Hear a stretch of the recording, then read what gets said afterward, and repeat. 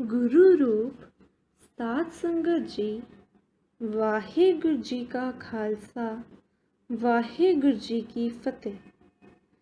अज जिस लेख दी आप नाल सांझ पाउण जा रहे हाँ, यह लेख भाई साहिब भाई रघबीर सिंह जी बीर दी पुस्तक सफल जीवन विचों है। यह लेख भावें हाउसवाइव्स ਨੂੰ ਸੰਬੋਧਨ ਕੀਤਾ ਗਿਆ ਹੈ, ਪਰ ਹਰ ਉਹ ਪ੍ਰਾਣੀ ਜਿਸਨੂੰ ਗੁਰਮਤਿ ਦਾ ਤਾਂ ਸ਼ੌਂਕ ਹੋਵੇ ਪਰ ਸਮੇਂ ਦੀ ਘਾਟ ਮਹਿਸੂਸ ਕਰਦਾ ਹੋਵੇ ਇਸ ਲੇਖ ਤੋਂ ਲਾਹਾ ਲੈ ਸਕਦਾ ਹੈ ਜੀ। ਸਿਰਲੇਖ ਹੈ ਜੀ, ਕੀ ਆਪ ਇਸਤਰੀ ਹੋ? ਜੇ ਆਪ ਇਸਤਰੀ ਹੋ ਅਤੇ ਗ੍ਰਸਤੀ ਹੋ, ਆਪਣਾ ਬਾਗ ਪਰਿਵਾਰ ਹੈ, ਬਾਲ ਬੱਚੇ ਹਨ ਅਤੇ ਸਿਰ 'ਤੇ ਬਹੁਤ ਜ਼ਿੰਮੇਵਾਰੀਆਂ ਹਨ। ਸਵੇਰ ਤੋਂ ਰਾਤ ਤੱਕ ਬਹੁਤ ਕੰਮ ਕਰਨਾ ਪੈਂਦਾ ਹੈ ਅਤੇ ਇਸ ਕਰਕੇ ਗੁਰਦੁਆਰੇ ਜਾਣ ਦਾ, ਸਿਮਰਨ ਕਰਨ ਦਾ ਅਤੇ ਸਾਧ ਸੰਗਤ ਕਰਨ ਦਾ ਮੌਕਾ ਨਹੀਂ ਮਿਲਦਾ, ਤਾਂ ਫਿਰ ਇਸ ਲੇਖ ਨੂੰ ਚੰਗੀ ਤਰ੍ਹਾਂ ਸਮਝ ਕੇ ਪੜ੍ਹੋ। ਤੁਹਾਨੂੰ ਘਰ ਬੈਠਿਆਂ ਹੀ ਸਭ ਤੀਰਥਾਂ ਦੇ ਫਲ ਤੇ ਸਾਧ ਸੰਗਤ ਦੇ ਲਾਭ ਪ੍ਰਾਪਤ ਹੋ ਸਕਦੇ ਹਨ। ਸਾਨੂੰ ਕਈ ਬੀਬੀਆਂ ਨੇ ਐਸਾ ਆਖਿਆ ਹੈ ਕਿ ਜੀ ਤਾਂ ਬਹੁਤ ਕਰਦਾ ਹੈ ਗੁਰਦੁਆਰੇ ਰੋਜ਼ ਜਾਣ ਨੂੰ, ਸਾਧ ਸੰਗਤ ਦੇ ਦਰਸ਼ਨ ਕਰਨ ਨੂੰ, ਸਤਸੰਗ ਦਾ ਲਾਭ ਉਠਾਉਣ ਨੂੰ, ਪਰ ਕੀ ਕੀਤਾ ਜਾਵੇ। ਦਿਨ ਚੜ੍ਹਦਿਆਂ ਹੀ ਸਾਡੇ ਫਰਜ਼ ਸ਼ੁਰੂ ਹੋ ਜਾਂਦੇ ਹਨ ਅਤੇ ਰਾਤ ਸੌਣ ਤੱਕ ਗ੍ਰਸਤ ਦੇ ਧੰਦਿਆਂ ਤੋਂ ਵੇਲ ਨਹੀਂ ਮਿਲਦਾ। ਸਵੇਰੇ ਉੱਠ ਕੇ ਬੱਚਿਆਂ ਨੂੰ ਤਿਆਰ ਕਰੀਦਾ ਹੈ, ਉਹਨਾਂ ਨੂੰ ਚਾਹ ਦੁੱਧ ਆਦਿ ਦੇਈਦਾ ਹੈ ਅਤੇ ਸਕੂਲ ਭੇਜੀਦਾ ਹੈ। ਫਿਰ ਸਰਦਾਰ ਸਾਹਿਬ ਦੇ ਦਫ਼ਤਰ, ਦੁਕਾਨ ਜਾਂ ਕੰਮ 'ਤੇ ਜਾਣ ਦਾ ਵਕਤ ਹੋ ਜਾਂਦਾ ਹੈ। ਚਾਹ ਜਾਂ ਖਾਣਾ ਆਦਿ ਤਿਆਰ ਕਰਨਾ ਪੈਂਦਾ ਹੈ। ਸਰਦਾਰ ਸਾਹਿਬ ਦੇ ਦਫ਼ਤਰ ਜਾਣ ਮਗਰੋਂ ਫਿਰ ਘਰ ਦਾ ਧਿਆਨ ਅਤੇ ਲੰਚ ਦੀ ਤਿਆਰੀ ਕਰਨੀ ਪੈਂਦੀ ਹੈ। ਬਾਜ਼ਾਰ ਤੋਂ ਚੀਜ਼ਾਂ ਆਦਿ ਖਰੀਦਣੀਆਂ ਹੁੰਦੀਆਂ ਹਨ। ਲੰਚ 1-1:30 ਵਜੇ ਦੁਪਹਿਰ ਤੋਂ 2:30-3 ਵਜੇ ਤੱਕ ਮਸਾਂ ਖਤਮ ਹੁੰਦਾ ਹੈ। ਸਿਲਾਈ ਕਸੀਦਾ, ਕੱਪੜੇ ਸਿਉਣੇ, ਰਿਸ਼ਤੇਦਾਰਾਂ ਤੇ ਮਿੱਤਰਾਂ ਨੂੰ ਖਤ ਲਿਖਣੇ ਆਦਿ ਕੰਮਾਂ ਵਿੱਚ ਲੌਡਾ ਪਹਿਰ ਹੋ ਜਾਂਦਾ ਹੈ। ਉਸ ਵਕਤ ਬੱਚੇ ਸਕੂਲੋਂ ਜਾਂ ਕਾਲਜਾਂ ਤੋਂ ਵਾਪਸ ਆਉਂਦੇ ਹਨ ਅਤੇ ਸਰਦਾਰ ਸਾਹਿਬ ਦਫ਼ਤਰ ਜਾਂ ਕੰਮ ਤੋਂ ਮੁੜਦੇ ਹਨ। ਚਾਹ ਜਾਂ ਆਦਿ ਤਿਆਰ ਕਰਵਾਉਣ ਤੇ ਪਰਿਵਾਰ ਵਿੱਚ ਬੈਠ ਕੇ ਪੀਣ ਪਿਲਾਉਣ ਵਿੱਚ 2 ਘੰਟੇ ਲੱਗ ਜਾਂਦੇ ਹਨ। ਸ਼ਾਮ ਨੂੰ ਜਾਂ ਕੋਈ ਮਿੱਤਰ ਜਾਂ ਰਿਸ਼ਤੇਦਾਰ ਘਰ ਮਿਲਣ ਆ ਜਾਂਦਾ ਹੈ ਜਾਂ ਸਾਨੂੰ ਕਿਸੇ ਰਿਸ਼ਤੇਦਾਰ ਜਾਂ ਮਿੱਤਰ ਨੂੰ ਮਿਲਣ ਜਾਣਾ ਪੈਂਦਾ ਹੈ। ਉਪਰੰਤ ਰਾਤ ਦਾ ਖਾਣਾ ਖਾਂਦਿਆਂ ਨੂੰ 9-10 ਵੱਜ ਜਾਂਦੇ ਹਨ ਅਤੇ ਸੌਣ ਦਾ ਵਕਤ ਹੋ ਜਾਂਦਾ ਹੈ। ਸਾਰੇ ਦਿਨ ਦੇ ਕੰਮ ਕਾਜ ਤੇ ਗ੍ਰਸਤ ਦੇ ਖਲ ਜਲਨ ਮਗਰੋਂ ਸਰੀਰ ਥੱਕ ਜਾਂਦਾ ਹੈ ਅਤੇ ਰਾਤ ਪਤਾ ਨਹੀਂ ਲੱਗਦਾ ਕਿ ਰਾਤ ਕਿੱਧਰ ਚਲੀ ਜਾਂਦੀ ਹੈ। ਫਿਰ ਸਵੇਰਾ ਹੁੰਦਾ ਹੀ ਗ੍ਰਸਤ ਦਾ ਸਾਰਾ ਕੰਮ ਮੁੱਢੋਂ ਸ਼ੁਰੂ ਹੋ ਜਾਂਦਾ ਹੈ। ਐਸੀਆਂ ਬੀਬੀਆਂ ਇਹ ਵੀ ਆਖਦੀਆਂ ਸੁਣੀਆਂ ਗਈਆਂ ਹਨ ਕਿ ਔਰਤ ਦਾ ਜਾਮਾ ਹੈ ਹੀ ਨਖਿਤ ਤੇ ਘਟੀਆ। ਇਸ ਨੂੰ ਸਾਰੀ ਉਮਰ ਬੱਚੇ ਪੈਦਾ ਕਰਕੇ ਉਹਨਾਂ ਨੂੰ ਵੱਡਿਆ ਕਰਨ ਵਿੱਚ ਹੀ ਲੱਗ ਜਾਂਦੀ ਹੈ। ਛੋਟੀ ਉਮਰ ਵਿੱਚ ਪਹਿਲੇ ਔਰਤ ਨੂੰ ਮਾਪਿਆਂ ਦੀ ਮੁਹਤਾਜੀ ਹੁੰਦੀ ਹੈ। ਜਵਾਨ ਹੋ ਕੇ ਪਤੀ ਦੀ ਤਾਬਿਆਦਾਰੀ ਵਿੱਚ ਜੀਵਨ ਬਤੀਤ ਕਰਨਾ ਪੈਂਦਾ ਹੈ ਅਤੇ ਬੁਢਾਪੇ ਵਿੱਚ ਪੁੱਤਰਾਂ ਦਾ ਮੂੰਹ ਤੱਕਣਾ ਪੈਂਦਾ ਹੈ। ਔਰਤ ਦਾ ਸਾਰਾ ਜੀਵਨ ਹੀ ਗੁਲਾਮੀ ਵਿੱਚ ਜਾਂ ਪਰਿਵਾਰ ਦੀ ਸੇਵਾ ਵਿੱਚ ਗੁਜ਼ਰਦਾ ਹੈ। ਇਸ ਨੂੰ ਕਦੀ ਆਜ਼ਾਦੀ ਤੇ ਸੁੱਖ ਦਾ ਸਾਹ ਨਹੀਂ ਮਿਲਦਾ। ਬੱਚੇ ਪੈਦਾ ਕਰਨ ਵੇਲੇ ਔਰਤ ਦਾ ਬਿਲਕੁਲ ਨਵਾਂ ਜਨਮ ਹੁੰਦਾ ਹੈ ਅਤੇ ਉਹ ਮਰ ਕੇ ਮਸਾਂ ਬਚਦੀ ਹੈ। ਐਸੀਆਂ ਮਾਤਾਵਾਂ ਅਤੇ ਭੈਣਾਂ ਜਿਨ੍ਹਾਂ ਦਾ ਜੀਵਨ ਅਤੇ ਜੀਵਨ ਸੰਬੰਧੀ ਖਿਆਲ ਉੱਪਰ ਲਿਖੇ ਨਾਲ ਕੁਝ ਮਿਲਦੇ ਜੁਲਦੇ ਹਨ, ਉਹਨਾਂ ਦੀ ਸੇਵਾ ਵਿੱਚ ਅੱਜ ਅਸੀਂ ਇਸ ਲੇਖ ਰਾਹੀਂ ਬੜੀ ਹੀ ਜ਼ਰੂਰੀ ਬੇਨਤੀ ਕਰਨੀ ਹੈ।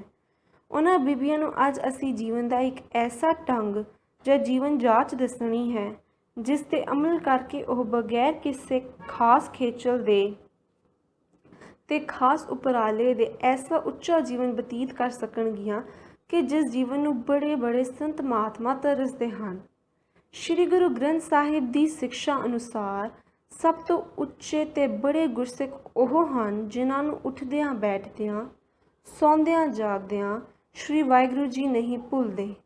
ਗੁਰਦੁਆਰਿਆਂ ਵਿੱਚ ਜਾ ਕੇ, ਸਾਧ ਸੰਗਤ ਵਿੱਚ ਕਥਾ ਕੀਰਤਨ ਸੁਣ ਕੇ, ਗੁਰਬਾਣੀ ਨੂੰ ਪੜ੍ਹ ਕੇ ਉਪਦੇਸ਼ ਇੱਕੋ ਮਿਲਦਾ ਹੈ ਕਿ ਸਭ ਤੋਂ ਉੱਚਾ ਜੀਵਨ ਉਹ ਹੈ ਜਿਹੜਾ ਕਰਤਾਰ ਦੀ ਯਾਦ ਵਿੱਚ, ਕਰਤਾਰ ਦੀ ਸੇਵਾ ਵਿੱਚ, ਕਰਤਾਰ ਦੇ ਵਾਸਤੇ ਤੇ ਕਰਤਾਰ ਦਾ ਬਣ ਕੇ ਗੁਜ਼ਰੇ।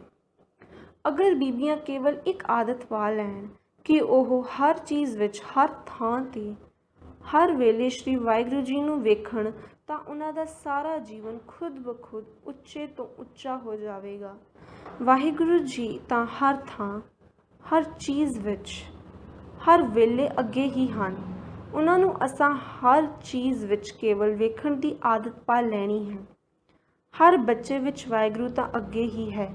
ਜੇਕਰ ਮਾਤਾ ਬੱਚੇ ਨੂੰ ਪਿਆਰ ਕਰਦੀ, ਉਸ ਨਾਲ ਖੇਡਦੀ, ਉਸ ਨੂੰ ਖਿਡਾਉਂਦੀ, ਉਸ ਨੂੰ ਨਲਾਉਂਦੀ, ਕੱਪੜੇ ਪਾਉਂਦੀ ਤੇ ਸਵਾਉਂਦੀ, ਉਸ ਵਿੱਚ ਵਾਹਿਗੁਰੂ ਜੀ ਵੇਖੇ, ਉਸ ਮਾਤਾ ਦਾ ਬੱਚੇ ਨਾਲ ਬੀਤਿਆ ਸਾਰਾ ਸਮਾਂ ਸਫਲ ਹੋ ਜਾਂਦਾ ਹੈ। ਬੱਚੇ ਨਾਲ ਸਾਰਾ ਐਸਾ ਬੀਤਿਆ ਸਮਾਂ ਇੱਕ ਸਤਸੰਗ ਬਣ ਜਾਂਦਾ ਹੈ।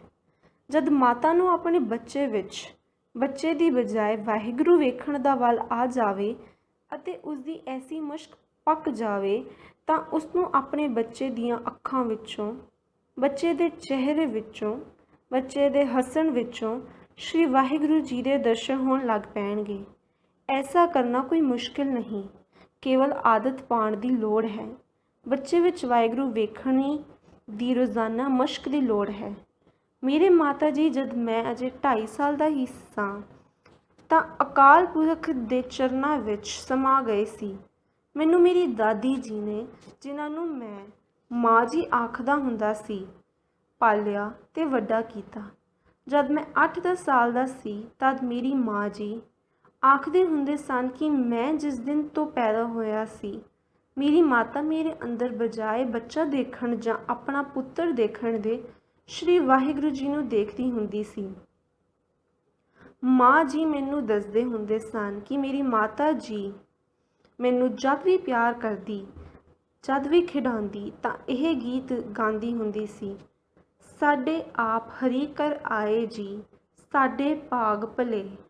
ਜਿਉਂ-ਜਿਉਂ ਮੈਂ ਵੱਡਾ ਹੁੰਦਾ ਗਿਆ, ਤਿਉਂ-ਤਿਉਂ ਗੁਰਬਾਣੀ ਦੀ ਰੋਸ਼ਨੀ ਵਿੱਚ ਮੈਨੂੰ ਮਾਲੂਮ ਹੋਣ ਲੱਗ ਪਿਆ ਕਿ ਮੇਰੀ ਮਾਤਾ ਜੀ ਕੋਈ ਬੜੀ ਗੁਰਮੁਖ ਬੀਬੀ ਸੀ, ਜਿਸ ਨੂੰ ਗੁਰਦੁਆਰਿਆਂ ਵਿੱਚ ਬਹੁਤਾ ਨਾ ਜਾਣ ਦੇ ਬਾਵਜੂਦ ਵੀ ਗੁਰਬਾਣੀ ਦੇ ਮੁੱਢਲੇ ਉਪਦੇਸ਼ ਦਾ ਸੁੱਤੇ ਸਿੱਧ ਗਿਆਨ ਸੀ ਅਤੇ ਉਹ ਆਪਣੇ ਪਰਿਵਾਰ ਵਿੱਚ, ਆਪਣੇ ਬੱਚੇ ਵਿੱਚ ਸ਼੍ਰੀ ਵਾਹਿਗੁਰੂ ਜੀ ਨੂੰ ਦੇਖਦੀ ਸੀ।